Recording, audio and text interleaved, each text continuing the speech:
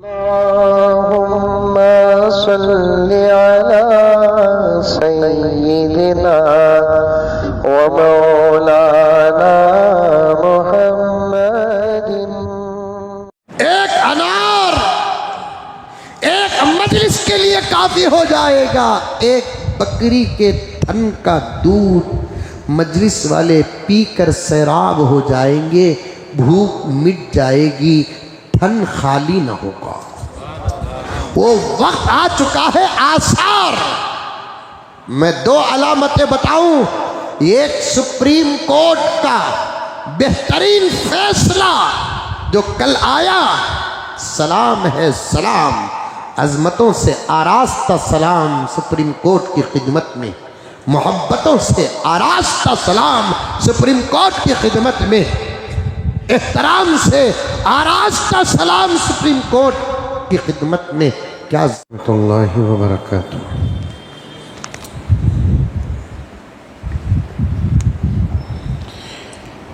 अल्हम्दुलिल्लाह अल्हम्दुलिल्लाहि रब्बिल आलमीन वस्सलातु वस्सलामु अला सय्यिदिल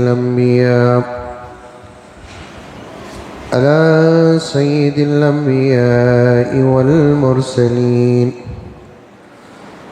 मुहम्मद व अला आलिहि व अस्हाबिहि अजमाइन।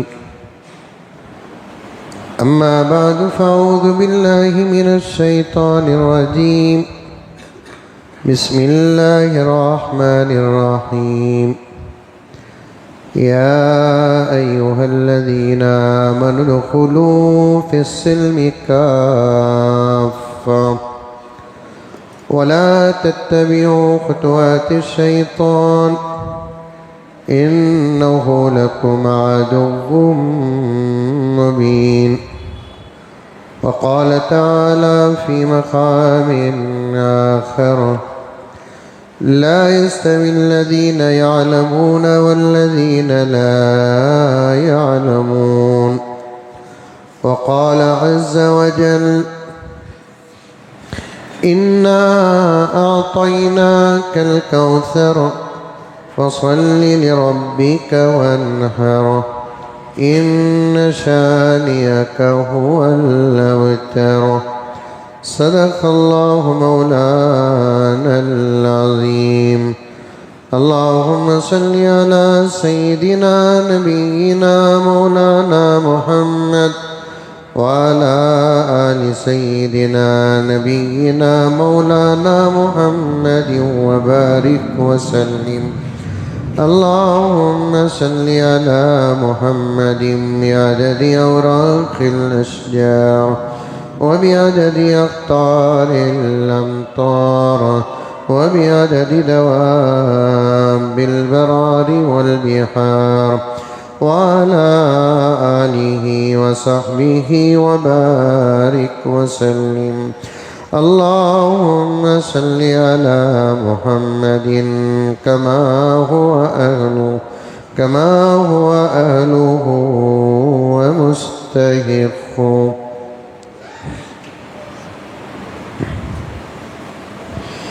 मुअज़्ज़ज़ सामीन किराम,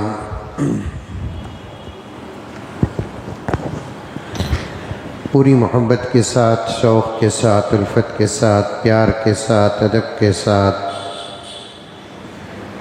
एहतराम के साथ, इखलास के साथ दिल की गहराई से एक मरतबा दुरूद शरीफ पढ़ ले।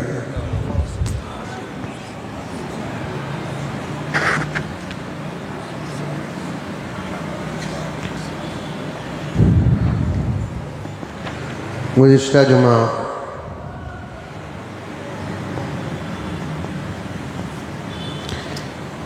उलमाए किराम की अहमियत और फ़जीलत और उनके अदब और एहतराम पर कुछ बातें आप हज़रात के सामने आई।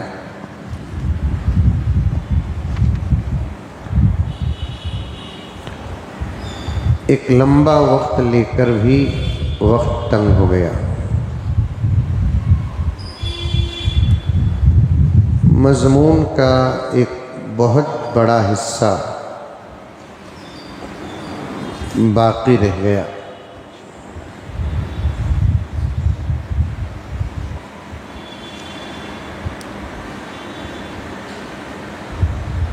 बाद में भी बयान कर सकते हैं, लेकिन इस वक्त की ज़रूरत भी है। फिर मौका मिले कि ना मिले,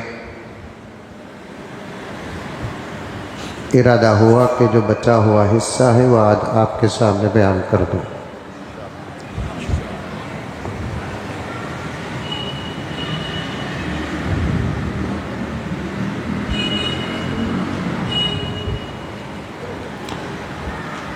ताकि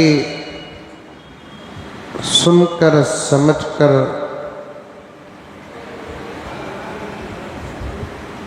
अमल का मौका मिल जाए और सबके दिलों में वारिसीन अंबिया की मोहब्बत पैदा हो जाए।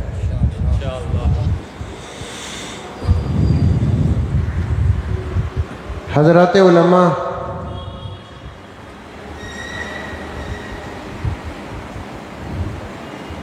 एक ख़ास जमात है,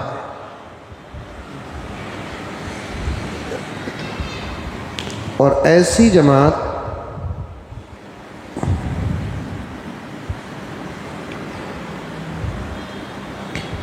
किसी मजहब में नहीं है।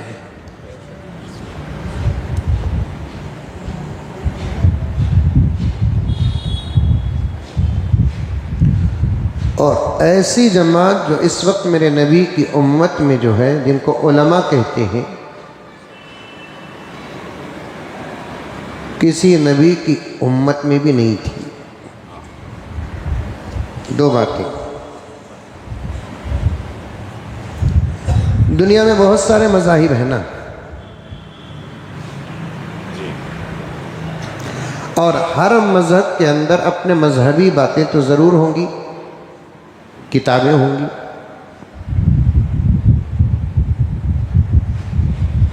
अमल करने के उनके अपने मजहब के तौर तरीक़े होंगे।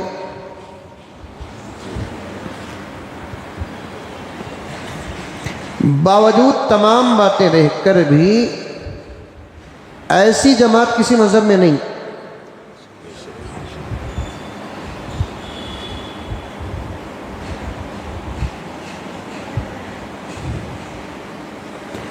और 1,24,000 हज़रत अंबिया अलैहिमुस्सलाम दुनिया में तशरीफ़ लाए,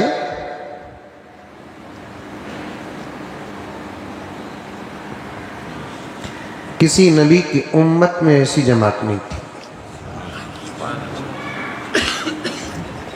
इसमें इख्तिलाफ ही नहीं है।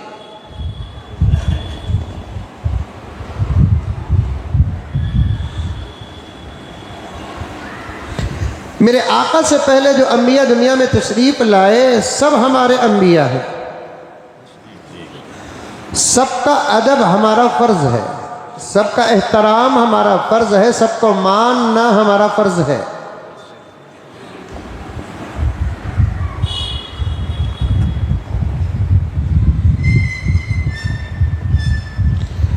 लेकिन साहिबान किताब भी थे, तौरात वाले नबी भी थे, ज़बूर वाले नबी भी थे, इंजील वाले नबी भी थे, सहीफ़े वाले अंबिया भी थे।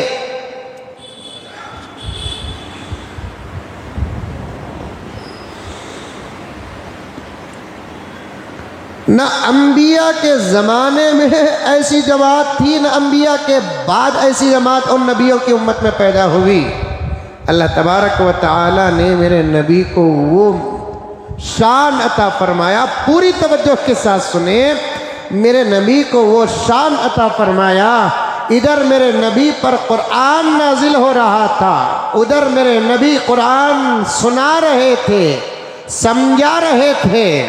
उसी मजलिस में सहाबा की जमात में उलमा पैदा हो रहे थे।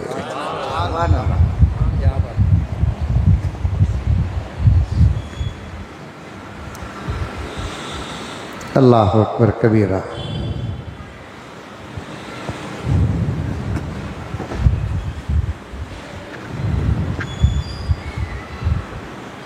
दिल से सुनो, दिल से।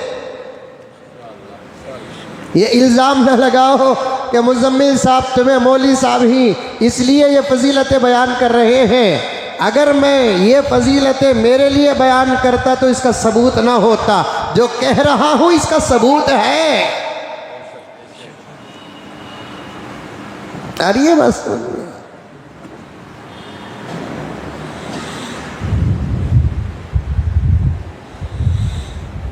और दो बातें सुनो।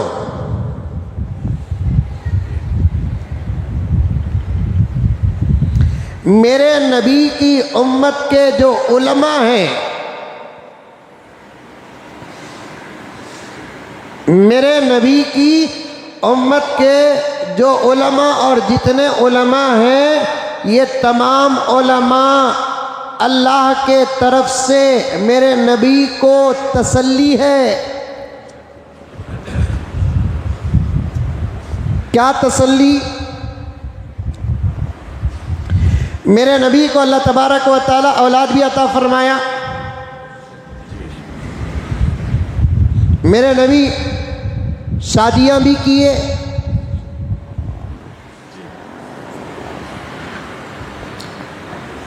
क्योंकि अल्लाह तबारक व तआला ने इंसानों में मेरे नबी को भेजा।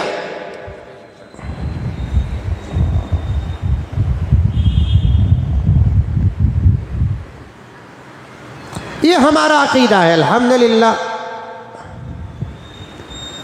और अकीदा बताना मकसद है, लेकिन ईमान इस अंदाज से लेकर आओ कि मेरा नबी जो है जिस पर हमारा ईमान है।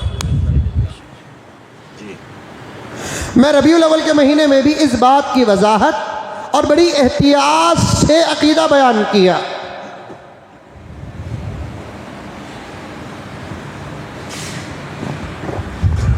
मेरे नबी सल्लल्लाहु अलैहि वसल्लम जो है और वही अल्लाह के नबी हैं अल्हम्दुलिल्लाह। बशर में से हैं, नूर भी है।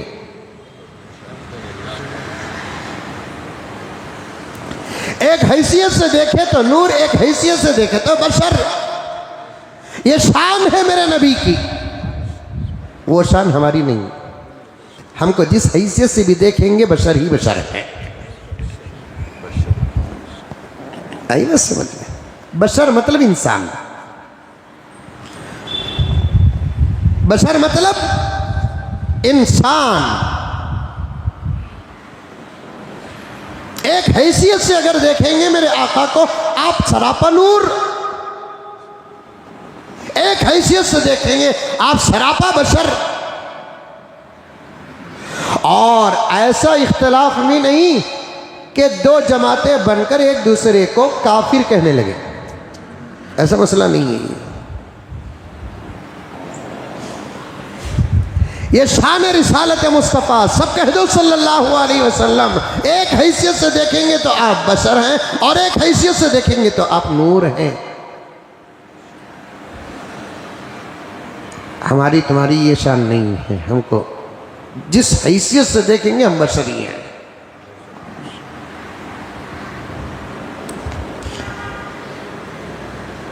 और आप बशर हैं इसीलिए तो निकाह किए।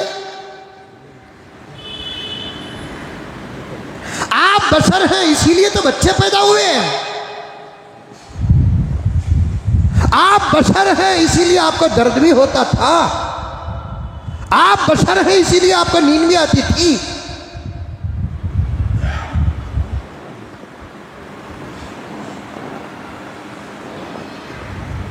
बड़े दलाइल हैं, नूर के भी दलाइल हैं, लेकिन समझने की जरूरत है। इसलिए जिस मसले में मिलकर जाने का रास्ता मिल जाता है तो उस रास्ते में मिलकर गुजर जाओ, इसी से इत्तेफाक पैदा होता है।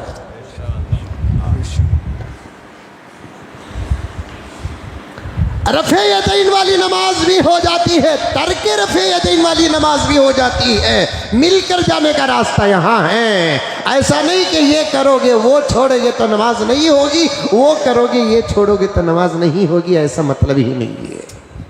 यहाँ हाथ बांधो नमाज अदा, यहाँ हाथ बांधो नमाज अदा, हाथ ही न बांधो नमाज अदा।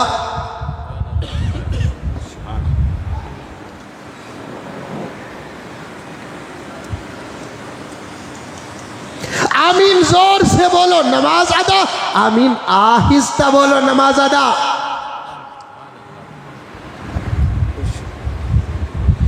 और पूरी जमानत के साथ आजिज कहता है इमाम के पीछे सूरह फातिहा ना पढ़ो नमाज अदा, पढ़ो नमाज अदा।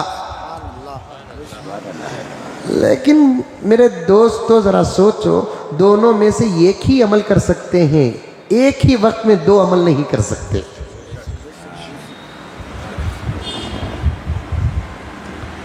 एक ही वक्त में यहां हाथ यहां हाथ यहां हाथ हो सकता है, हो सकता है, क्यों नहीं हो सकता महबूब, हो सकता है। शर्त यह है कि 6 हाथा होना।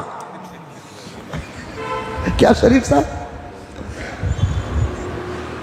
एक ही वक्त में कुरान सूरह फातिहा भी पढ़े, एक ही वक्त में सूरह फातिहा भी ना पढ़े, हो सकता कि नहीं हो सकता? अरे बोलो रे बाबा, हजरत तुम्हारे से बात करना का तो डर होता है। हो सकता है, शर्त यह है कि 2 मुंह होना, एक मुंह से फातिहा पढ़ो, एक मुंह से फातिहा ना पढ़ो। जिस मसले में 2-4 तरीके आ जाते हैं तो हर तरीका इस्लाम का है।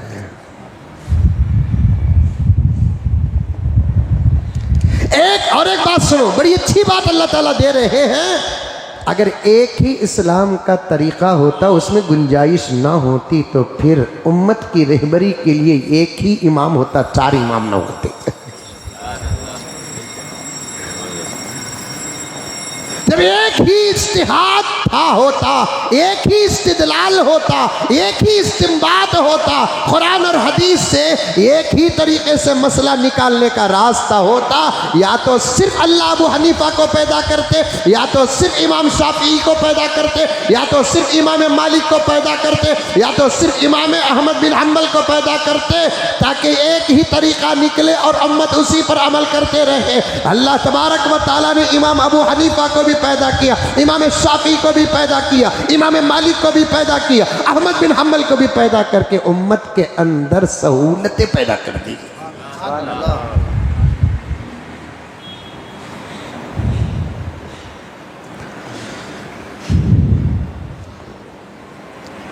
कुरान की उतनी ही सूरतें हैं, कुरान के उतने ही पारे हैं, कुरान के उतनी ही आयात हैं,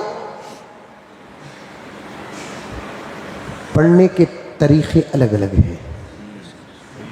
अल्लाह तबारक व तआला ने उन तरीक़ों से कुरान को उतारा, क्योंकि ज़ुबान जगह बदलने से अलग हो जाती है।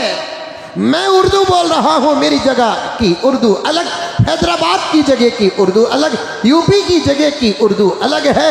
वैसे अरब की ज़मीन में भी जगह अलग अलग है, तो अरबी का अंदाज़ अलग अलग है। अल्लाह ताला तमाम अरबी लोगों के लिहाज से उन अंदाज़ों से कुरान को नाजिल किया।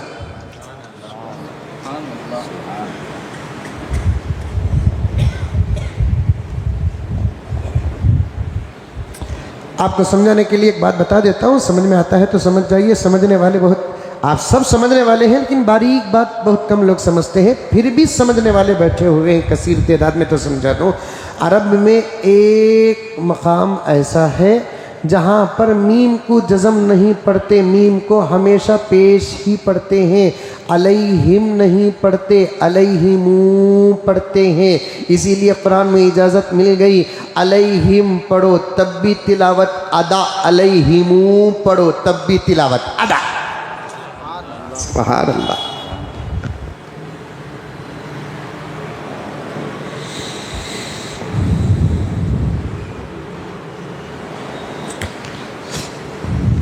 बात गहराई में जा रही है।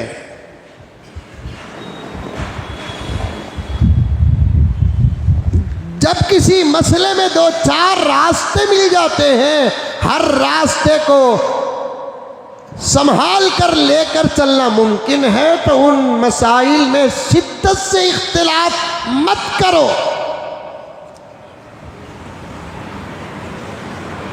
ये कह दो ना कि मेरा नबी नूर भी था, मेरा नबी बशर भी था। मैंने रबीउल अव्वल के जुमे में अर्ज़ किया था, शरीफ साहब हम दोनों को मानेंगे, मेरे नबी के नूर होने को भी मानेंगे, मेरे नबी के बशर होने को भी मानेंगे, ताकि हशर के मैदान में बचने की एक सूरत हो जाए।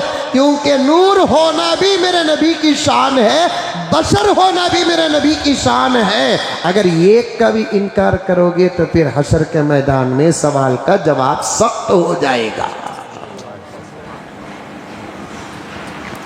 महबूब के बशर होने का मैं इनकार करूं या महबूब के नूर होने का मैं इनकार करूं, तब मसला पैदा होता है। क्योंकि एक ही सूरत है यहां पर, वहां एक सूरत नहीं ज़ात मुस्तफ़ा पर। ज़ात मुस्तफ़ा में सल्लल्लाहु अलैहि वसल्लम एक सूरत नहीं, दो सूरतें हैं। एक सूरत नूर का भी है, एक सूरत बशर का भी है। नूर ही मानेंगे तो बशरी तकाज़ों का जवाब क्या होगा? बशर ही मानोगे तो फिर मेरे नबी के मोजिज़ात और खुसूसियत का क्या होगा?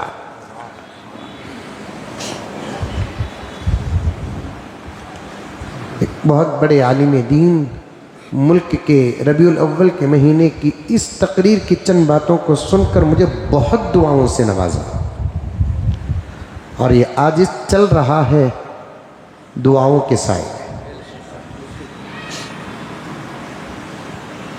दुआओं के साए चल रहा है। हमारे बड़े इस्लाह भी करते हैं, दुआ भी देते हैं। मेरे नबी के ज़ात अक़दस में बशरी सिफात भी थे, इसीलिए तो शादियों की सरापा नूर होते तो नूर वाला शादी नहीं करता, जैसा कि जिब्राइल ने नहीं किया।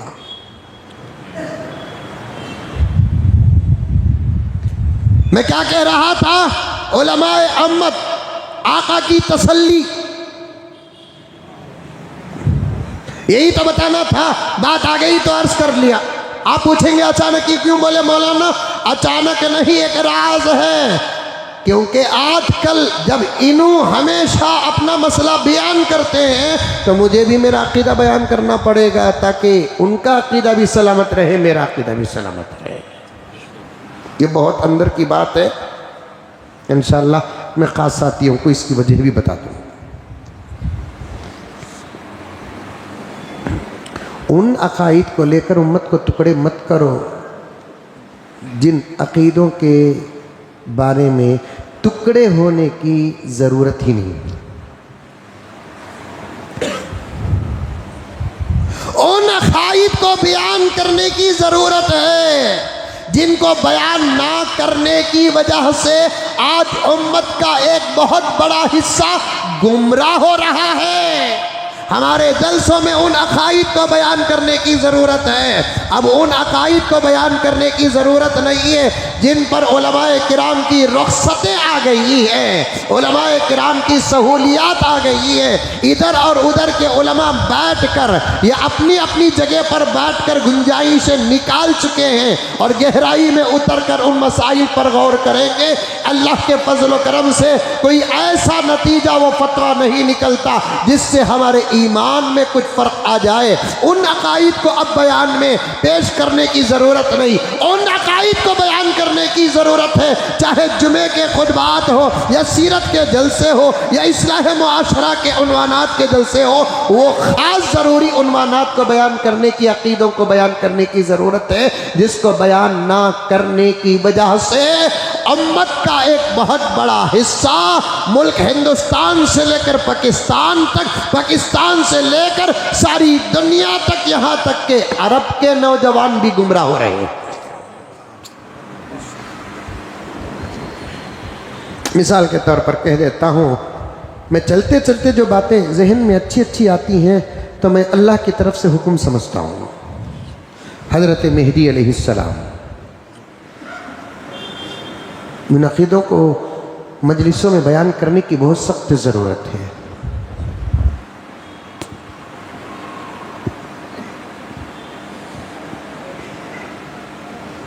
हज़रत मेहदी अलैहिस्सलाम का तारुफ हो,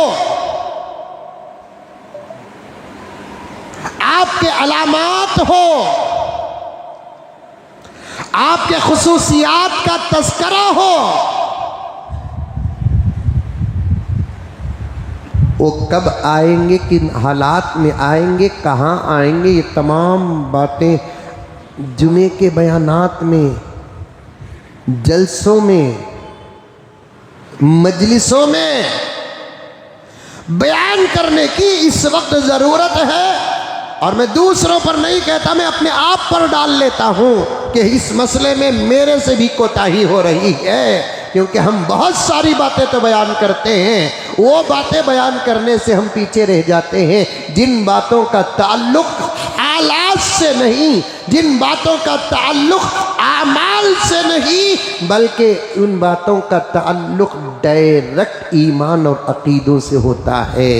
हालात समझो कि ना समझो, दुनिया गुजर जाएगी, आमाल से आरास्ता होना तो ज़रूरी है। बाई चांस अगर कोई नमाज छोड़ दिया, रोज़ा छोड़ दिया, ज़कात छोड़ दिया, हज छोड़ दिया, हिसाब तो ज़रूर होगा।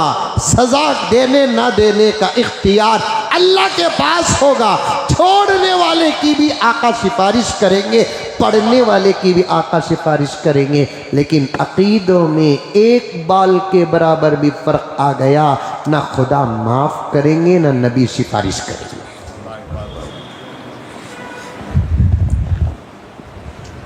ना अल्लाह माफ़ करेंगे ना नबी सिफारिश करेंगे।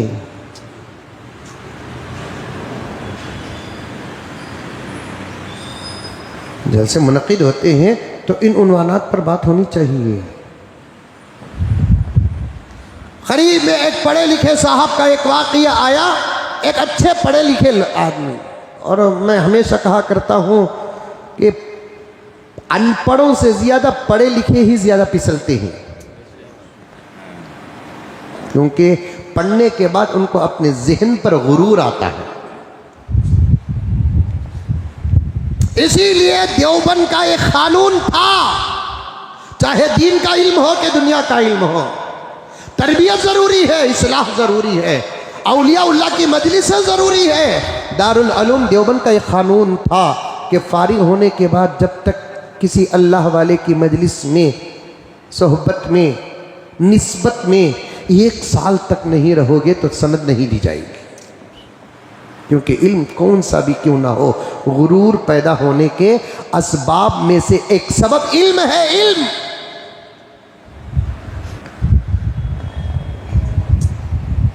और इल्म से गुरूरी पैदा होती है। और याद रखो, इस जुमले का गलत मतलब नहीं लेना। इल्म से गुरूरी पैदा होती बोलकर इल्म हासिल न किए बगैर भी रह नहीं सकते। खाना खाए तो गैस पैदा हो जाता, ये सोचकर कोई खाना छोड़ता? खाना तो जरूर खाता, लेकिन गैस का इलाज तो करता।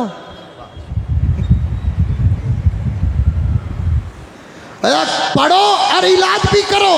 पढ़े लिखे लोगों को खतरा होता है, ये अनपढ़ जो होते हैं ना, उनको भी खतरा है, लेकिन वो ज़रा अलग ही होते हैं। एक पढ़े लिखे साहब झूठे मेहदी पर ईमान लेकर आ गए, है ना। झूठे मेहदवियाँ पैदा होते हैं, हो रहे हैं, हुए थे। नबियाँ पैदा हो रही, झूठे बोले तो क्या मेहदवियाँ नहीं पैदा होंगे? मैं बोलता हूँ आमतौर पर, 2 दिन पहले भी एक जगह जलसे में जाकर कहा, नबी होने का दावा कर रही, मेहदी होने का दावा कर रही घुग्गुआ, हाफिज होने का दावा करो, माँ के लाल हैं। सही बाप का खून है तो हाफिज होने का दावा कर, सही बाप का खून है, आलिम और मुफ्ती होने का दावा कर, मुफस्सिर और मुहद्दिस होने का दावा कर, दूध का दूध पानी का पानी हो जाएगा। ये दावे क्यों नहीं करते? ये दावे करते ही सामने दलील पूछने वाले हो जाते हैं। लेकिन नबी होने का दावा कर देता है, मेहदी होने का दावा कर रहा है। बेवकूफ, अहमक, जिंदीक, काफिर से भी बदतर होता है जिंदीक। एक है मुर्तद, एक है काफिर, एक है जिंदीक। नोट करो अब्दुल वाहिद, एक है काफिर, एक है मुर्तद, एक है जिंदीक। इन तीनों में बदतर कौन कौन है? जिंदीक है। काफिर कौन? पहले से दीन से बाहर। मुर्तद कौन? दीन में था, बाहर हो गया साफ साफ। जिंदीक कौन? दीन के अंदर रहकर दीन के बाहर के काम करता है, लेबल दीन के लगाता है। समझ में आई बात? अरे आई कि नहीं आई बाबा? मौसम ठंडा है, बिल्कुल तुम्हें भी ठंडे होगी। हजरत क्या मौसम है हजरत, बेंगलुरु का मंजे कई कुबा बोलता, वो भी बोलने की बात है फोन कर को।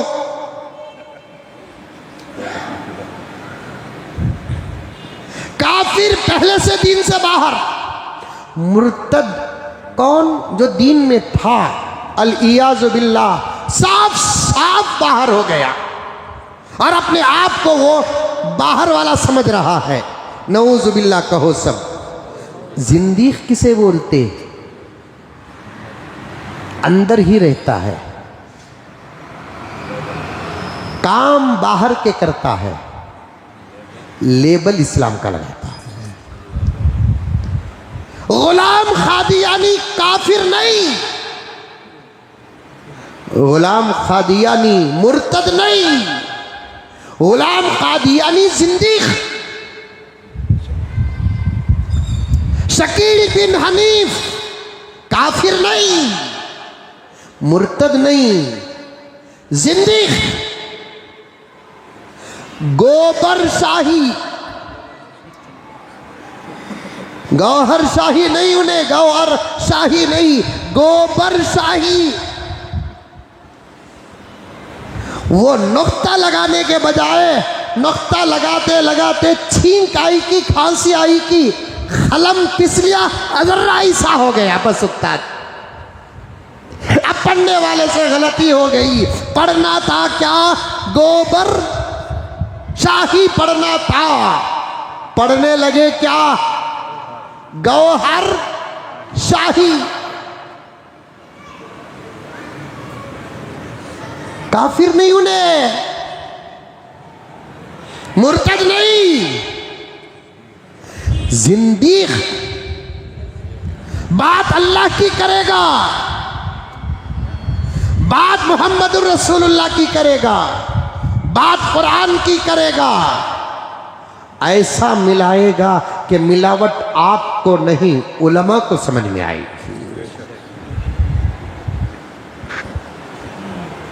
सोने में कितने परसेंटेज दूसरी धात मिली हुई है, मैं पहचानता हूं कि सोनार पहचानता है, सोनार पहचानता है। दूध में कितना पानी मिला है उस लाइन के लोग पहचानते हैं कि मैं पहचानता हूं, उस लाइन के लोग पहचानते हैं। कपड़े में कॉटन कितना है और मिक्स कितना है, एक नजर दूर से देखते ही कपड़े वाला पहचान लेता है, दूसरा पहचानता नहीं। ऐसे कमीनों की कमीनगी, ऐसे जिंदीकों की जिंदगी, ऐसे मुर्तदों का इर्तिदाद आपको समझ में नहीं आएगा, वारिसीन अंबिया उलमा को समझ में आएगा।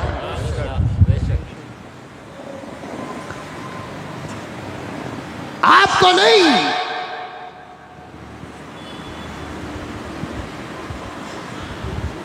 हाफिज साहब कुरान पढ़ रहे हैं, आवाज अच्छी है, माइक अच्छा है, तिलावत का अंदाज अच्छा है, आप मजे ले रहे हैं, मजे ले रहे हैं, लेकिन वो गलतियां करते हैं बाई चांस, तो उसका एहसास आपको नहीं होता, पीछे खड़े रहने वाले हाफिज साहब को होता है।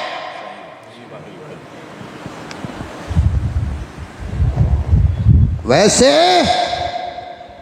ये फिरऔनों की औलादों का फितना, नमरूदों की औलादों का फितना, शद्दादों की, अबू जहलों की, अबू लहबों की औलादों का फितना, इस्राएली औलादों का फितना, अमरीकी औलादों का फितना आप जैसे भोले भालों को समझ में नहीं आता।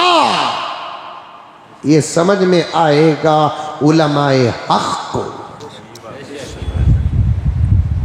हाथ जोड़ता हूं प्यारो, तुमको सिर्फ तुम्हारे घर की फिक्र करना है, हमको तुम सब की फिक्र करना है। तुमको सिर्फ तुम्हारे घर का हिसाब अल्लाह के पास देना है, हमको तुम सब का हिसाब देना है। हम अपना हक अदा करते हुए गुजारिश और रिक्वेस्ट करते हैं, नई बात अगर आप तक आ जाए, कितनी ही अच्छी सूरत में वो सही भी रहे, कबूल न करो जब तक किसी सही आलिम से उसकी तहकीक ना हो जाए। कौन कौन इस पर अमल करेंगे? हाथ उठाओ। माशाअल्लाह माशाअल्लाह। नई बात, तुम्हारे हलकों में बैठकर तुम जो चाहे बात करो, तुम्हारे हलकों में बैठकर तुम उतनी ही दीन की बात करो जितना तुम दीन जानते हो, उससे ज्यादा दीन की बात भी न करो।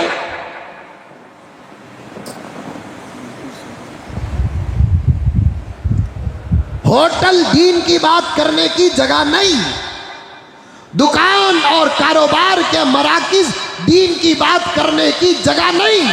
और मैं जितने कमीनों का, हरामियों का नाम लिया, इनमें से एक बताओ जो ये अपनी बात मस्जिद में बैठकर हमारे साथ करते हो।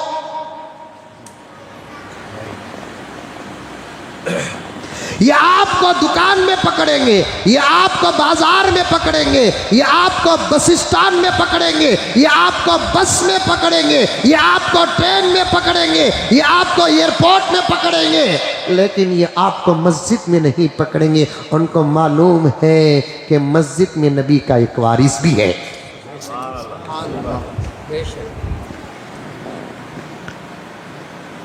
मस्जिद में नबी का एक वारिस भी है, मस्जिद में अल्लाह का एक बंदा भी है जिसको अल्लाह ताला ने इल्म से अता फरमाया है। चाहे कादियानी हो, चाहे शकीली हो, चाहे रियाजी हो, चाहे कुछ भी हो, लेकिन ये कभी मस्जिदों में बैठकर या मदरसे पहुंचकर, क्या पाकिस्तान मदरसों से खाली जमीन है? पाकिस्तान मदरसों से खाली जमीन है? क्या पाकिस्तान उलमा से खाली जमीन है? नहीं, मदरसे तो पाकिस्तान में गली गली है। और तकरीबन मैं कहूँ कि हर 100 घर के बीच में शायद कोई एक आलिम होगा वहाँ पर। बावजूद इसके वो मिर्ज़ा अली, इंजीनियर मिर्ज़ा अली, अपने ही कूफे में बैठकर तो बात करता है।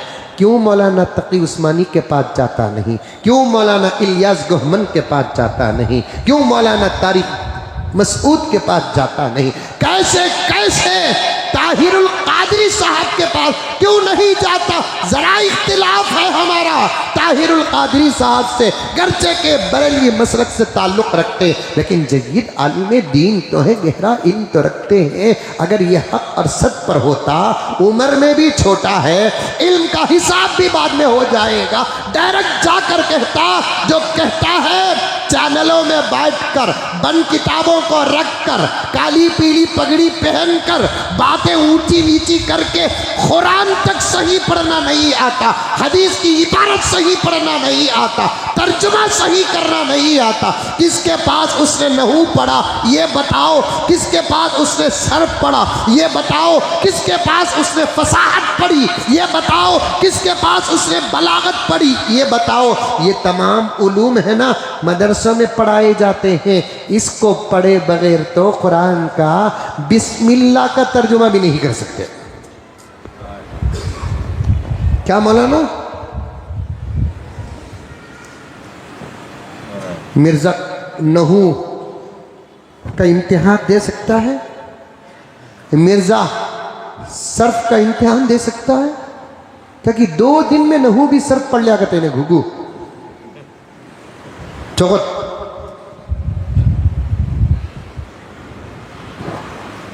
एक मौलाना आकर मुझे बोल रहे थे, मौलाना क्या करना, परेशान हूँ मैं। एक नौजवान मुझे मोबाइल में उस मिर्ज़ा का बयान लाकर सुनाता हुआ कहता है, क्या मौलाना ऐसा बयान तो मैं कहीं को नहीं कर रही। मैंने कहा मुनासिब जगह होती तो खबर बना देना था बगैर जनाजे के। 12 साल मदरसे में पढ़े, उनका बयान अच्छा नहीं लग रहा है तुमको? सीने में पूरा कुरान है, उनका बयान अच्छा नहीं लग रहा है आपको? कॉन्वेंट से लेकर स्कूल, स्कूल से लेकर कॉलेज तक का सफर करके पैसा कमाने के लिए बैठा हुआ है। किताबें जोड़ लेने से आदमी आलिम नहीं होता, जोड़ने से क्या आलिम होता है? कुरान कहता है किताबें उठाने से भी आलिम नहीं होता। कमसली हिमारी यहमिलु अस्फारा, किताबें उठा लेने से भी आलिम नहीं होता, पढ़ने से आलिम होता है। पढ़कर समझने से आलिम होता है, अमल करने से आलिम होता है। रख लेते हैं जब टेबल जोड़ कर रख लेते हैं जबरदस्त किताबें, और आप लोग भी इतने भोले हैं, इतने भोले हैं, इतने भोले हैं कि खाली उसके टेबल की किताबों को देखकर आप फिसल गए।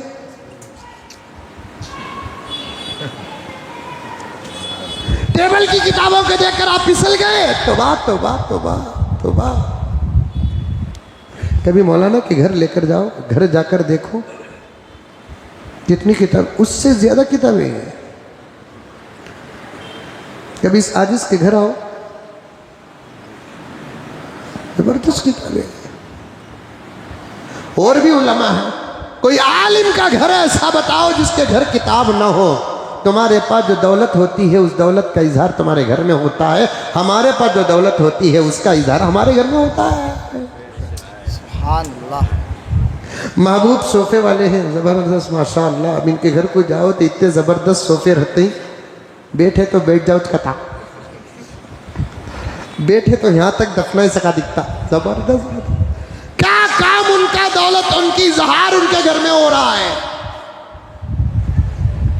कोई साहब इत्र का कारोबार करते हैं तो फिर उनके घर को चले जाओ तो खुशबू ही खुशबू महकती रहती है। जिसके पास जो दौलत होती है उस दौलत का इजहार और असर उसके घर में होता है। उलमा के पास जो दौलत होती है उसका इजहार और असर उनके घर में होता है। उससे ज्यादा जबरदस्त किताबें हैं। अल्लाह अकबर कबीरा। दोस्तों, अब जमाना तुम्हारे दौलत के पीछे, तुम्हारे ईमान के पीछे पड़ा हुआ है। जमाना तुम्हारे ईमान के पीछे पड़ा हुआ है। इसराइल तुम्हारे से दुश्मनी उस वक्त खत्म करेगा जब तुम अपने ईमान से नऊजुबिल्लाह हाथ धो लोगे। नसारा तुमसे उस वक्त राजी हो जाओगे जब तुम ईमान से हाथ धो लोगे। यहूद तुम्हारे से उस वक्त राजी हो जाएंगे जब तुम ईमान से नऊजुबिल्लाह मिन ज़ालिक ईमान से हाथ धो लोगे। उसके अलावा समझौते का सवाल ही पैदा नहीं होता। और आज आपसे गुजारिश करता हूँ, इज्जतों से ज्यादा, दौलत से ज्यादा, दुकान से ज्यादा, मकान से ज्यादा, फैक्ट्रियों से ज्यादा ईमान की हिफाजत करो। दौलत छोड़कर जाना ये बात आपके इल्म में भी है, और सब छोड़कर जाना ये बात आपके इल्म में भी है। लेकर जाने वाली दौलत कौन सी है? ईमान है। अगर इसी में फसाद आ गया तो फिर खबर क्या होगा, हशर क्या होगा। आमाल के छोड़ने से खबर छोड़ती नहीं, अमल अमल अमल 19-20 हो गया तो खबर एक दिन की खबर है। ये पूरी रिपोर्ट मैंने सुबह को फ़ोन तक भी किया। इस वीडियो के नीचे पूरी तहकीक आई थी तो मैंने इनसे, एक साहब से बात भी किया जो मुझसे, एक दिन की खबर है, एक औरत की खबर है। शरीफ साहब, ये आज कल मरी, कल दफनाए गए, आज एक दिन कच्ची मिट्टी, ऊपर फूल। पता नहीं कि मोहतरमा का क्या अमल था, ईमान सलामत था तो हम दुआ करें कि अल्लाह उसके कब्र के अजाब को दूर फरमा। एक दिन नहीं गुजरा, खबर से सुराख निकलती है, कीड़े मकोड़े बिच्छुआं बाहर निकल रहे हैं।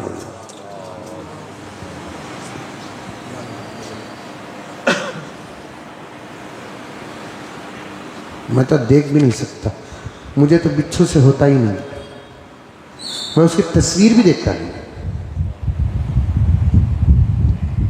बड़ी मुश्किल से स्कॉर्पियो कार में बैठता हूं मैं, इनोवा में बैठ जाता हूं, फॉर्च्यूनर में बैठ जाता हूं।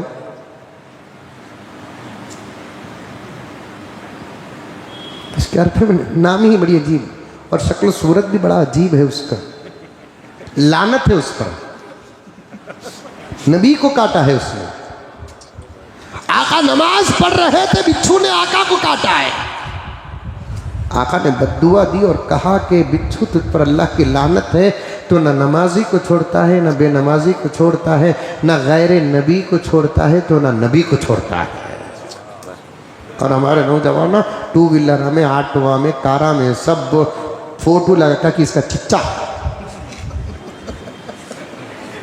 उतनी मोहब्बत रही तो ये जेब में दो, वो जेब में दो, रख लो फिरना। इतनी मोहब्बत रही, बिस्तर में बाजू सुला ले।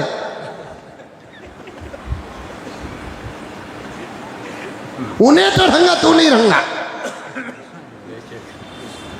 अरे मूजी जानवरों से मोहब्बत गैर कर रहे करेंगे साहब। सुम्मुम बुकमुन उम्युन फहुम ला याकिलून। वो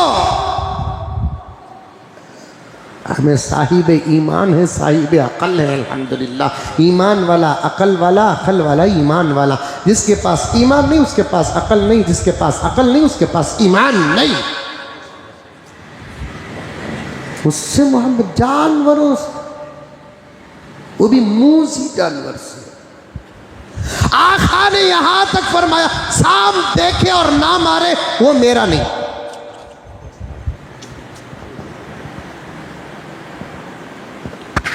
और शाम को सर कुचलने की जो बात करते हैं ना, ये मेरे नबी का फरमान है।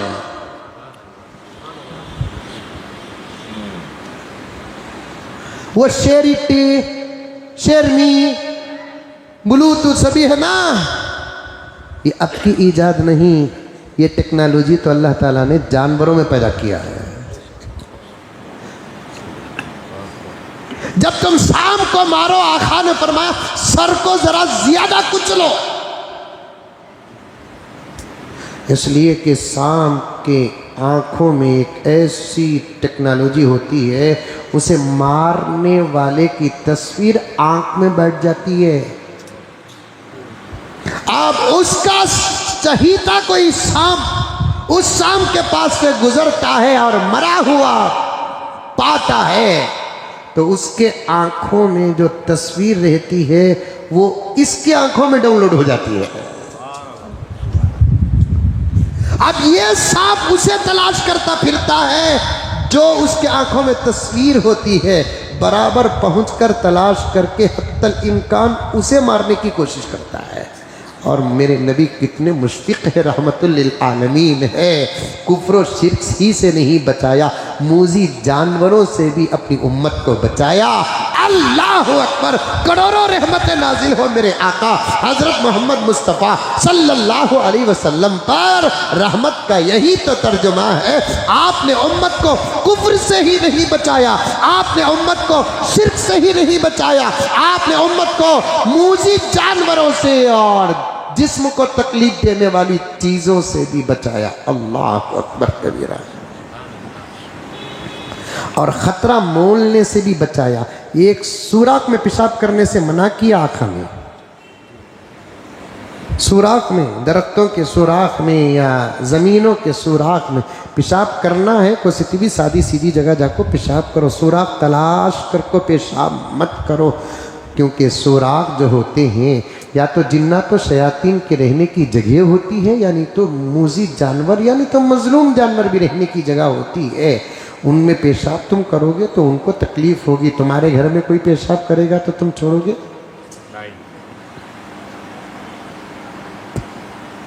आका की बात, कितने खुश नसीब हम।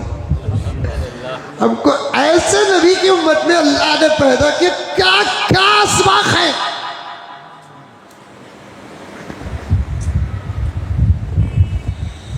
हम चाहकर पैदा नहीं हुए, अपने फजल से अल्लाह ने पैदा किया।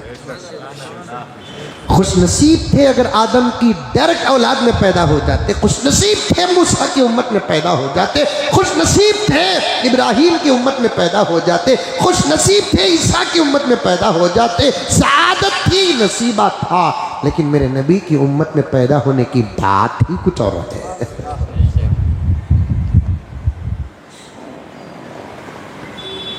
खतरा मोलने से भी मना किया है।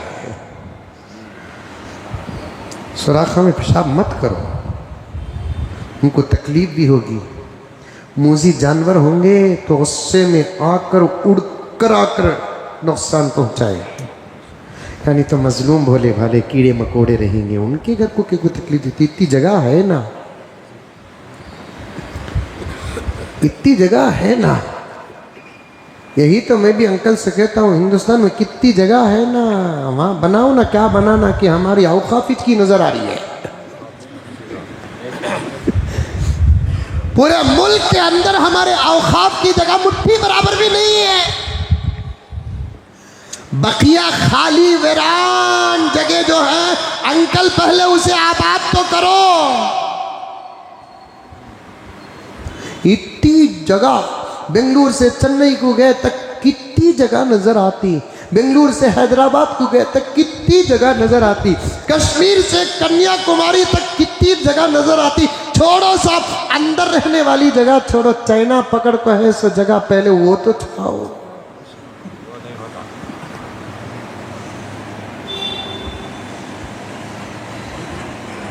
इन्हों बच्चे छरना था, इन्हों बड़े नहीं होना था अंकल। ठीक है, तो बचपन में बच्चे क्या करते बोलो, उनका हिस्सा नहीं खाते, दूसरा के प्लेटा देखते रहते। अरे वो दौर हमारे ऊपर भी गुजरा ना बाबा। क्या अब्दुल वाहिद, तुम्हें तो बहुत देखे रहेंगे। अरे बचपन में ही चलना होता, हमारा हिस्सा रहते वक्त हमने भी वो चीज था, इनको भी वो चीज था, इनको भी वो चीज था। दो शरारतें बचपन में होती है। अल्लाह अकबर, क्या प्यारा ज़माना था बचपन का, क्या प्यारा ज़माना था। सब चला गया, सब चला गया। खैर उम्र जाने से चला गया ज़माना वो अलग बात है, लेकिन इस तरक्की से वो ज़माना चला गया, अफसोस के बहुत अफसोस होता है। क्या प्यारा ज़माना था हमारा।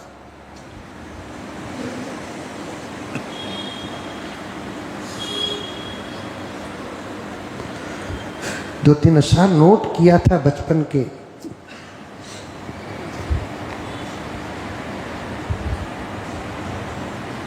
बहुत याद आता है गुजरा जमाना।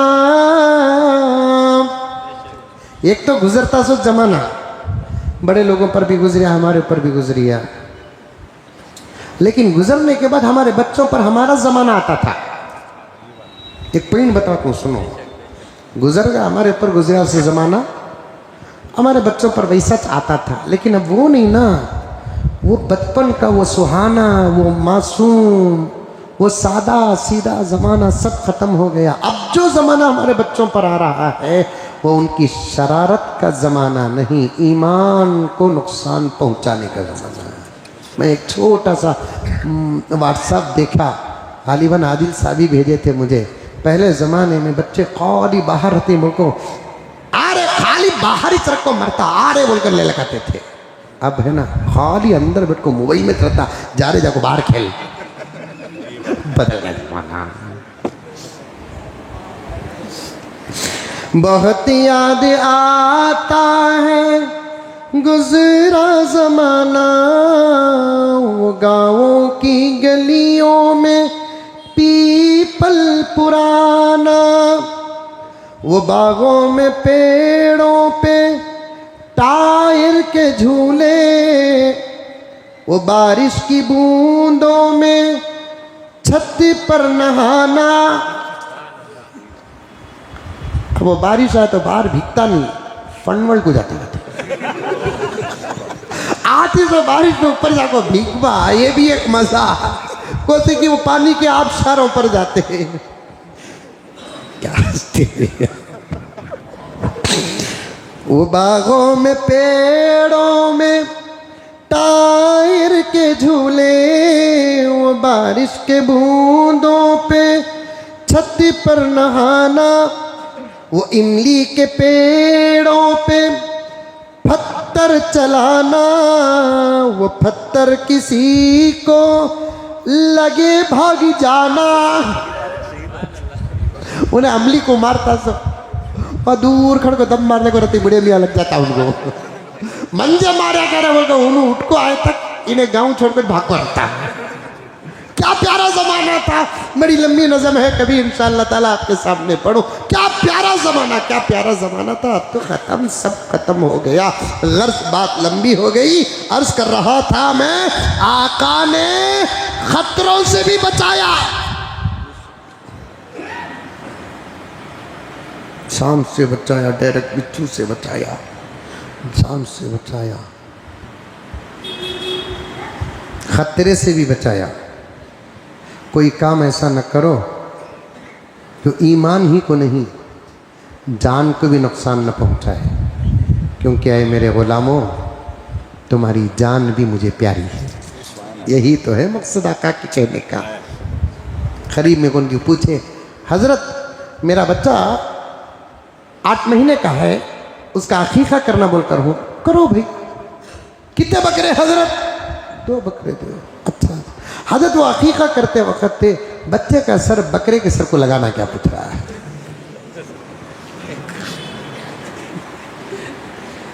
अकीका करते वक्त बच्चे का सर बकरे के सर को लगाना क्या?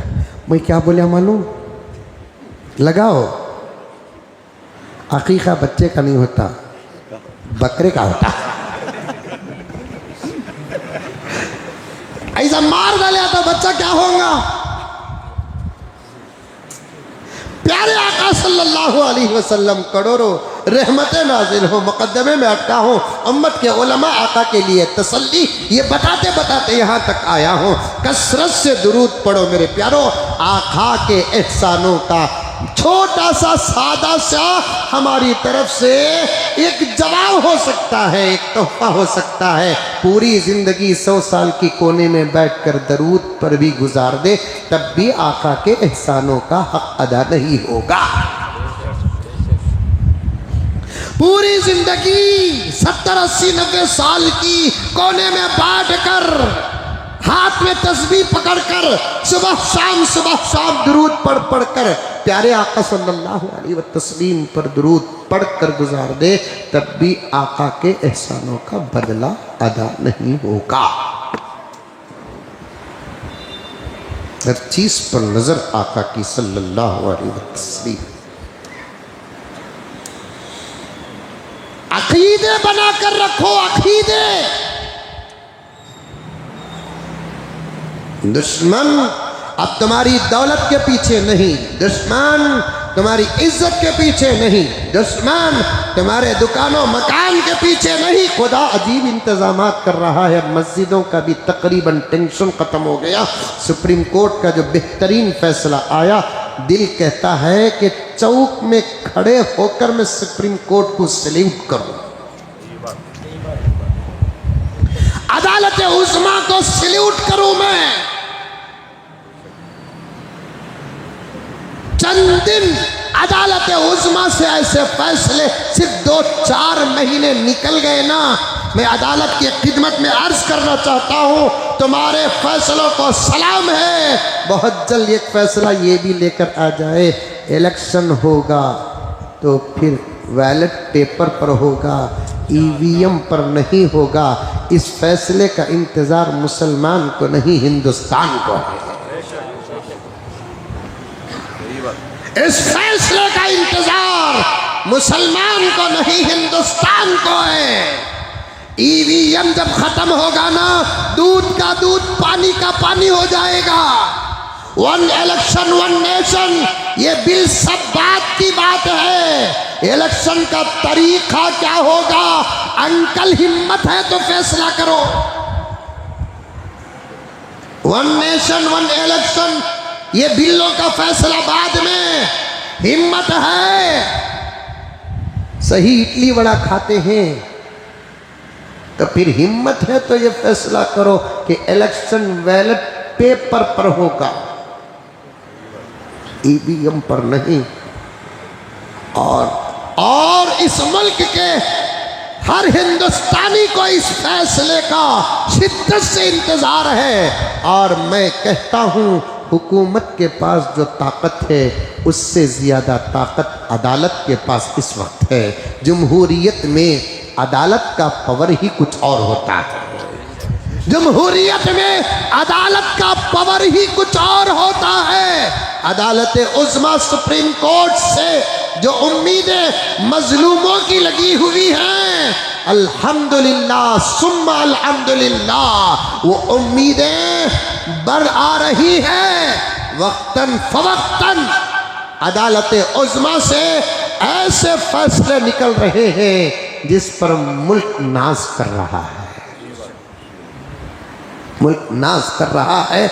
कल का फैसला सुनिए, आपको मालूम है कल का क्या फैसला है सुप्रीम कोर्ट का? कल का फैसला इन दुश्मनों की नींद उड़ा दी है। कल का फैसला क्या था? चंद दिन पहले इन्होंने मंदिरों माफ करना चंद दिन पहले मस्जिदों के सर्वे पर एक हंगामा शुरू किया, यहाँ तक के मुंह क्या बेलगाम हुई, क्या इनके हाथ में थोड़ा और चंद दिन का पावर आया। मैं वो शेर साफ साफ सुनाना चाहता हूँ राहत इंदौरी का, इसे सामने रखकर मैं या आप हमेशा राजनीति करना है, इसे सामने रखकर हुकूमत करना है। राहत इंदौरी ने क्या कहा? कुछ देर की खामोशी है, शोर आएगा। यही शेर जरा बदलकर एक मौलाना ने कहा, बदलने की जरूरत नहीं थी, साफ साफ शेर ही बरहक था। राहत ने क्या कहा? कुछ देर की खामोशी है, शोर आएगा, उनका वक्त है, हमारा दौर आएगा। आसार अलामात जाहिर हो रहे हैं सारे आलम में। मजलूमों की हुकूमत इंशाअल्लाह सारे आलम में होने वाली है। सच्चे लोगों की हुकूमत सारे आलम में बनने वाली है। अच्छे लोगों की हुकूमत सारे आलम में बनने वाली है। अहले दिल की हुकूमत सारे आलम में बनने वाली है। अहले नजर की हुकूमत सारे आलम में बनने वाली है। और अमन ही अमन होगा, मगरिब से लेकर मशरिक तक, शिमाल से लेकर जुनूब तक। दो सूरतें हैं इस वक्त। मैं एक सूरत बताता हूँ, ऐ हिंदुस्तान के मुसलमानों, ऐ आलम इस्लाम के मुसलमानों, अब बहुत करीब है वो वक्त जो सारी दुनिया में अमन ही अमन नजर आएगा। बोलो इंशाअल्लाह। सारी दुनिया में प्यार ही प्यार नजर आएगा, इत्तेहाद ही इत्तेहाद नजर आएगा, इत्तेफाक ही इत्तेफाक नजर आएगा। सारी दुनिया में यकजहती कायम होगी, सारी दुनिया में मोहब्बत कायम हो, और ऐसी बरकतें आएंगी, ऐसी बरकतें आएंगी, ऐसी बरकतें आएंगी। रब्बे काबा की कसम, प्यारे आका का फरमान साबित होने का वक्त आ चुका है। दूसरी बातें दूसरे औकात में साबित हो चुकी हैं, और इन दिनों की बात साबित होने का वक्त आ चुका है। प्यारे आका फरमाते हैं, क़ियामत के करीब मेरी उम्मत पर, मेरी उम्मत से ये नहीं समझना कि सिर्फ मुसलमान है, मेरे आका की उम्मत, पूरी पूरी इंसानियत इस वक्त की मेरे आका की उम्मत है। पूरी इंसानियत मेरे आका की उम्मत है। मगरिब वाले मेरे आका की उम्मत है, मशरिक वाले मेरे आका की उम्मत है। सारी दुनिया का हर बंदा, हर बशर मेरे आका की उम्मत में दाखिल है। रब्बे काबा की कसम, मेरे आका ने फरमाया, मेरी उम्मत पर एक वक्त ऐसा आएगा कि उस ज़माने में बरकतें ही बरकतें ऐसी होंगी कि एक अनार पूरी एक मजलिस के लिए काफ़ी हो जाएगा। एक अनार एक मजलिस के लिए काफ़ी हो जाएगा। एक बकरी के थन का दूध मजलिस वाले पीकर सैराब हो जाएंगे, भूख मिट जाएगी, थन खाली न होगा। वो वक्त आ चुका है। आसार, मैं दो अलामतें बताऊं। एक सुप्रीम कोर्ट का बेहतरीन फैसला जो कल आया, सलाम है सलाम, अजमतों से आरास्ता सलाम सुप्रीम कोर्ट की खिदमत में, मोहब्बतों से आरास्ता सलाम सुप्रीम कोर्ट की खिदमत में, एहतराम से आरास्ता सलाम सुप्रीम कोर्ट की खिदमत में। क्या ज़बरदस्त, क्योंकि सर्वे के नाम पर सलामत मस्जिदों को तोड़ा जा रहा है।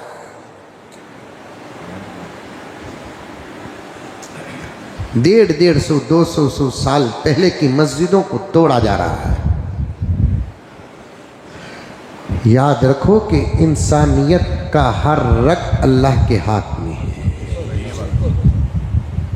हर सोच अल्लाह के हाथ में है, हर फिक्र इंसानियत की अल्लाह के हाथ में है। दावा कर बैठे पूरे मुल्क के अंदर 9,900 मस्जिदें वो जिनके तहखानों में मंदिरें दफन हैं, सर्वे करके रहेंगे। लेकिन अदालत ने रोक लगा दी। छोटे कोर्ट से लेकर बड़े कोर्ट तक किसी भी मस्जिद या मंदिर या दरगाह के खिलाफ कोई भी केस दाखिल कराना तो दूर की बात, कबूल भी नहीं किया जाएगा।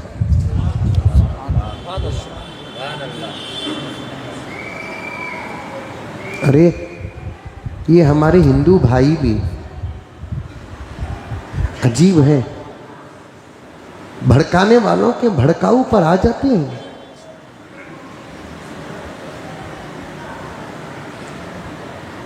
खामखा हजरत औरंगजेब आलमगीर को बदनाम कर रहे हैं। उन्होंने मंदिरों को तोड़कर मस्जिदों को तामीर की है। औरंगजेब कौन थे? मोहम्मद के गुलाम थे ना। और हमारा धर्म इस बात की इजाजत नहीं देता। और कानून भी बन चुका है 1991 के अंदर कि अब किसी मंदिर, किसी मस्जिद, किसी दरगाह, गुरुद्वार के बारे में कोई बहस नहीं होगी। नई जगह है, जो मंदिर बनाना है बनाओ, जो मस्जिद बनाना है बनाओ, जो आश्रम बनाना है बनाओ, जो मदरसा बनाना है बनाओ, जो कुछ बनाना है बनाओ। नहीं तो इतनी जगह है, अब जो जहां जो है उसे छोड़ो, जो जहां है उसे छोड़ो। लेकिन कुछ लोगों को मुल्क का अमन, मुल्क की मोहब्बत पसंद नहीं आती, हजम नहीं आती। वो मुल्क को लड़ाकर राजनीति करना चाहते हैं, मुल्क को लड़ाकर राजनीति करना चाहते हैं। अल्लाह तबारक व तआला उनको आजकल तो बहुत जल हर मसले में जलील कर रहा है। अब तो शर्माना चाहिए उनको, अब तो शर्माना चाहिए। शर्म है तो शर्म आएगी, नहीं है तो मैं कुछ नहीं कर सकता। शर्म जिसके पास है उसी को शर्म आती है, जिसके पास शर्म नहीं उसके सामने शर्म की तकरीर क्या असर करेगी। एक तो मुल्क के अंदर ये जबरदस्त फैसला, दूसरा आलम का एक ज़बरदस्त फैसला जो नबी की पेशीन गोई भी थी। मुल्क के शाम के हालात बदल जाए तो फिर क़ियामत का इंतज़ार करना। कैसा हुकूमत करवट बदली मुल्क के शाम की। 100 दिन सास के 1 दिन बहू का, 100 दिन जालिम के 1 दिन मजलूम का। जालिम अपनी सजा दुनिया में भुगत कर रहेगा। बशारुल असद नाम मर्द हिजड़े की तरह भागा, छुप कर भागा। जालिमों का यही अंजाम होता है। और ऐसे लोगों के अंजाम से जालिमों को सबक लेना है। ऐसे लोगों के अंजाम से दुनिया भर के जालिम हुकूमतों को सबक लेना है। जुल्म से अगर बाज नहीं आए तो जुल्म करने वालों का भी यही अंजाम होगा कि वो अपना घर छोड़कर नहीं, मुल्क छोड़कर भागे। बशारुल असद राफसी व शिया था। मुल्क शाम के सुन्नियों पर जुल्म जुल्म जुल्म तस्वीर मौजूद है। और उसने अपने मुल्क की सोशल मीडिया को इतना बंद कर रखा था कि अंदर की आवाज़ बाहर नहीं आती थी। अब तक नहीं मालूम था दुनिया को कि मुल्क शाम में क्या हो रहा था, लेकिन आका को मालूम था कि मुल्क शाम में क्या होने वाला था।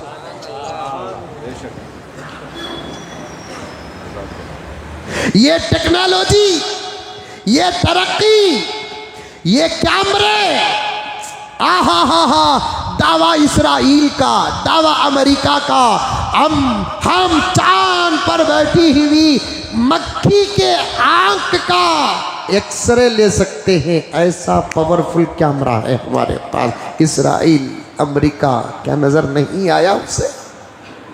और मुझे कहने दो मेरे प्यारों, आज मैं 10-12 मिनट पहले ही बात खत्म करूंगा। नहीं सच में, हंसो नको।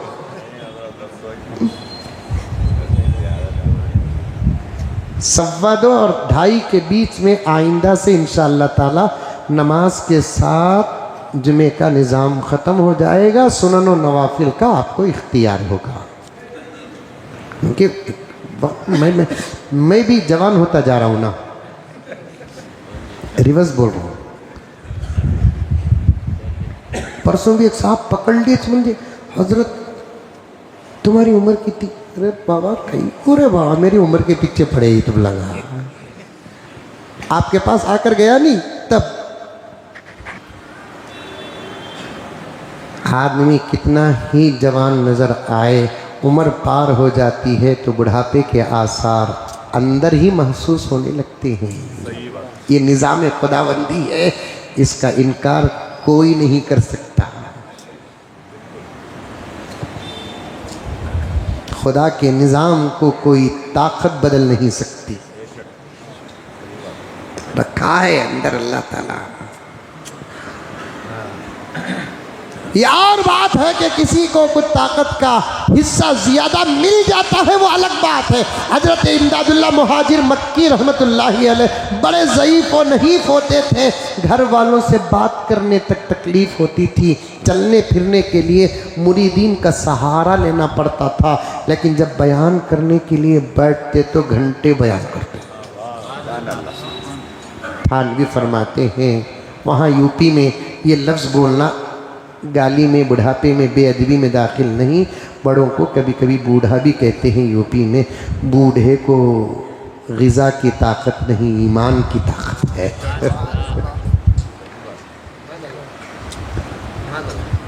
ईमान की ताकत कभी बूढ़ी होती नहीं, जिस्म की ताकत जवाब दे देती है।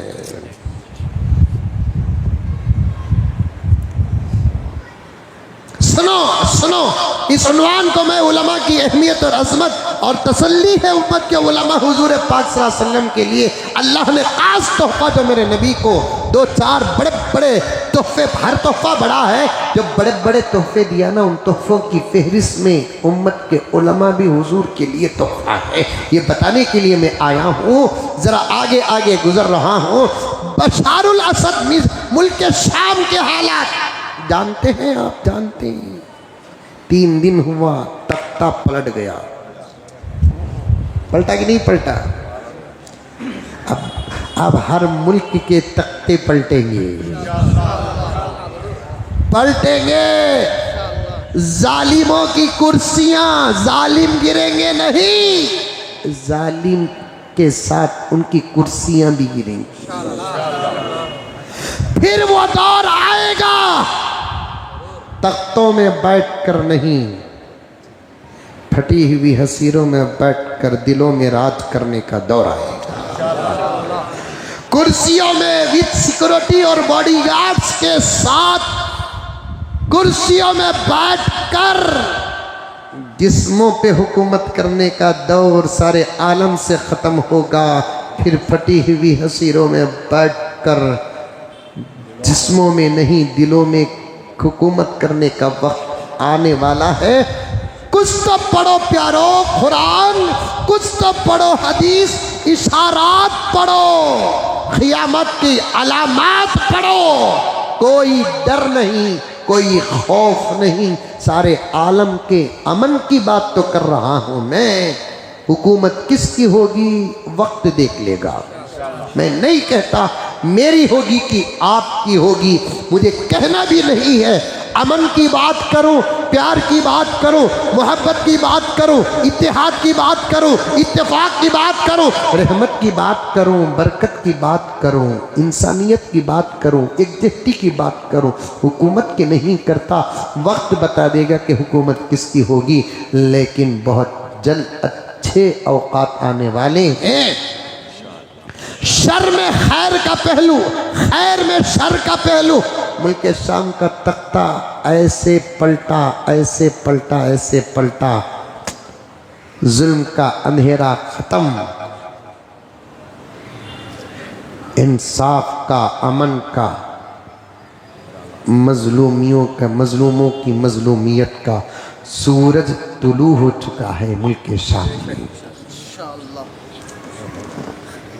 लेकिन अकरम साहब, अच्छों को नहीं मालूम था कि मुल्क के शाम में क्या गुजर रहा था। अच्छों को नहीं मालूम मुल्क के शाम में क्या गुजर रहा था। और इस वक्त सारी दुनिया और मुसलमानान बड़े बेखबर हैं। सुन्नी एक है दुश्मनों की जमात जो मुसलमानों से दुश्मनी करती है, तो एक है दुश्मनों की जमात जो अहले सुन्नत वल जमात से दुश्मनी करती है।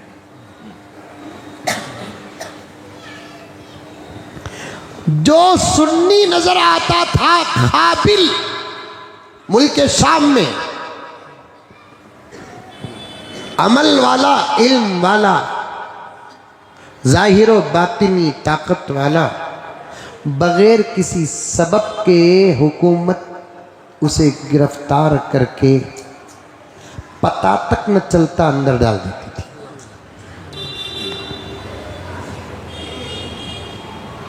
तलाश करते करते घर वाले थक जाते और नतीजे बदल जाते। कहीं किसी लड़की के साथ शायद फरार हो गया होगा, या कहीं बहते हुए पानी में गिरकर मर गया होगा, या कोई मार कर उसे कहीं डाल दिया होगा। फुला और फुला नतीजे निकालते। लेकिन असल बात क्या होती थी, हुकूमत उसे उसकी सलाहियतों को देखती, काबिलियत को देखती, उसके अंदर के ताकतों को देखती, तो आम लोगों के साथ किताबें पकड़कर बिल्कुल आजिज़ी और इंकिसारी के साथ गुजरता हुआ कोई नौजवान हुकूमत को नजर आता तो पकड़कर डाल लेती। किसी को खबर तक नहीं होती। घर वाले तलाश करके हार जाते और गम भी खत्म हो जाता था। भूल जाते थे खानदान वाले, तस्करे करते थे कि एक बेटा था पता नहीं कि कहाँ गया, फिर अपनी खुशियों के माहौल में आ जाते थे। उन्हीं बच्चों में से, नौजवानों में से एक नौजवान जो शेख जमाल अस्सैदावी का बेटा, जो 2009 में मुल्क शाम में गिरफ्तार हुआ और दिमश्क में तालीम हासिल करता था, हुकूमत ने 2009 में गिरफ्तार किया। अब क्या है अब क्या है 2024, ये 4 साल, वो 10 साल, वो 1 साल, 15 साल। जरा देखो मेरे प्यारो, बाद में दे दूंगा, डाल देना। जब गिरफ्तार करते हैं, करते हैं, मैं उतनी अदब से क्यों कहूँ, गिरफ्तार करता है बशार, आसार देखता है इस बच्चे के अंदर एक बहुत बड़े मुल्क शाम के जय्यद आलिम दीन का ये लाल है, लखते जिगर है, दीनी तालीम हासिल करने वाला, जाहिर से भी खूबसूरत और बातिन से भी खूबसूरत। 15 साल पहले मदरसे से घर को जाले करता पकड़ लिए, मार कर लाश भी अगर दे देते घर वालों को तो बात कुछ और होती, लेकिन अंदर डालते हैं। ये तस्वीर दिख रही है आपको, बाद में देख लेना। फिर अब ये तस्वीर देखो, 15 साल उसे जेल के अंधेरे खोटी में रखकर वो तकलीफ़ें दी, वो खूबसूरत हसीन व जमील इल्म व अमल और अकल से आरास्ता बच्चे की ये हालत बना दिया।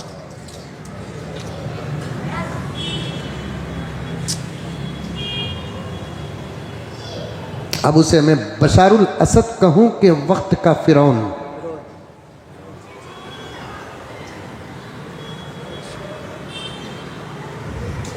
तख्ता पलटा। मैं साफ साफ कहता हूं, 2-3 मिनट मुझे दे दो। अरबी ममालिक में अगर जुल्म होता है तो इसका जिम्मेदार साफ जजीरतुल अरब सऊदी अरब है। अल्लाह ने जो ताकतें उसे अता की है उसका इस्तेमाल करे तो सिर्फ अरब के हालत नहीं, आलम के हालात बदल जाएंगे।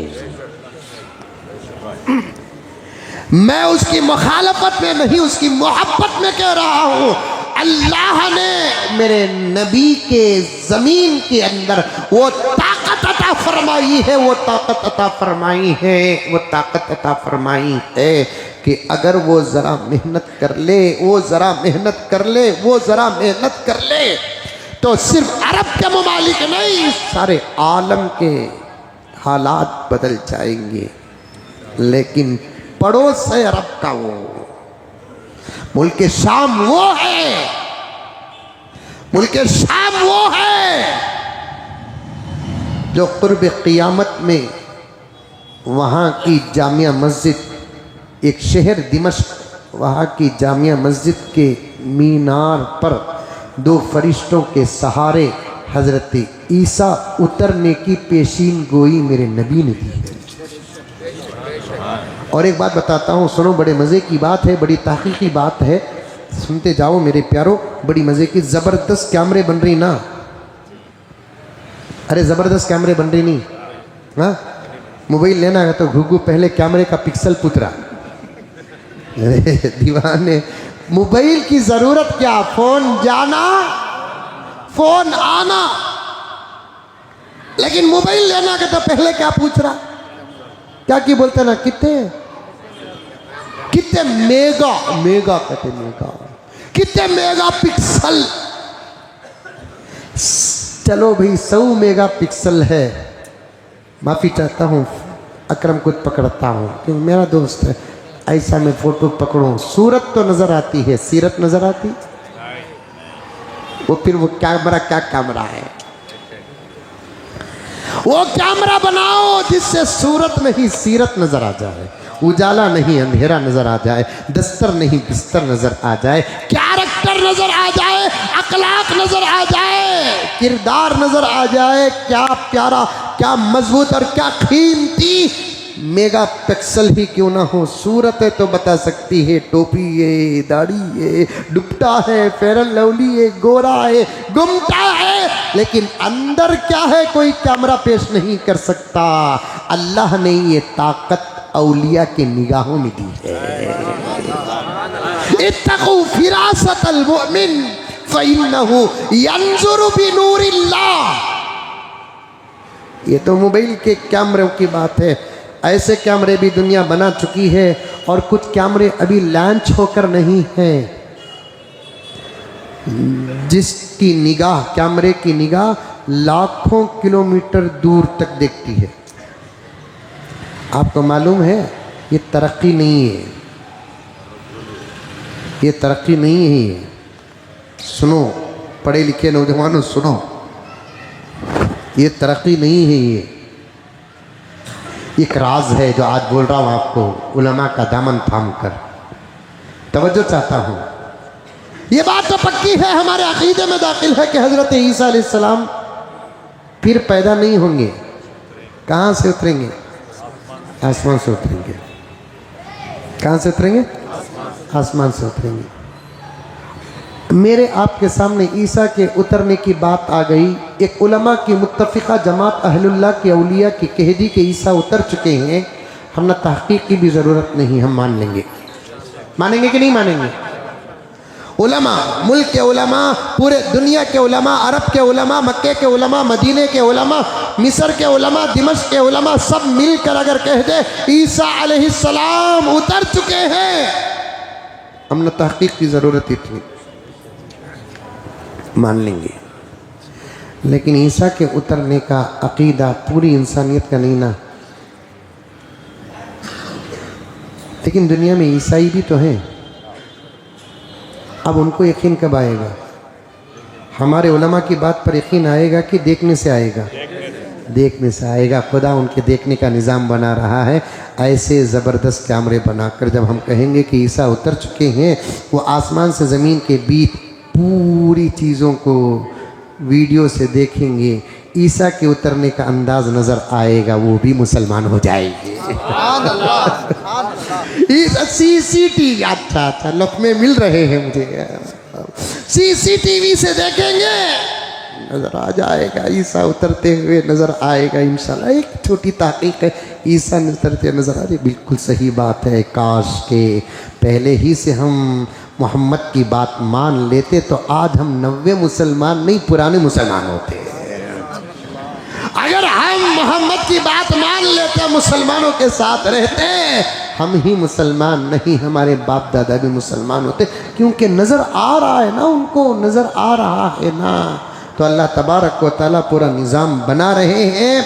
मैं पूरी बातें जहन में रखा हूँ। इंशाअल्लाह ताला आइंदा जुमा आपके सामने बकिया बातों को अर्ज़ करूँगा। बहुत अहम बातें आने वाली हैं। दुआ फरमाए अल्लाह ताला मुझे और आपको सबको अमल करने की तौफीक अता फरमाए। आखिर में आप तमाम हज़रात से गुजारिश है कि ज़्यादा से ज़्यादा मस्जिद के लिए ताउन फरमाए, कोई खाली हाथ न जाए। और आखिर में आने वालों से गुजारिश है कि सडन में वक्त को बहुत शार्ट नहीं करूँगा, हर जुमा 5-5 मिनट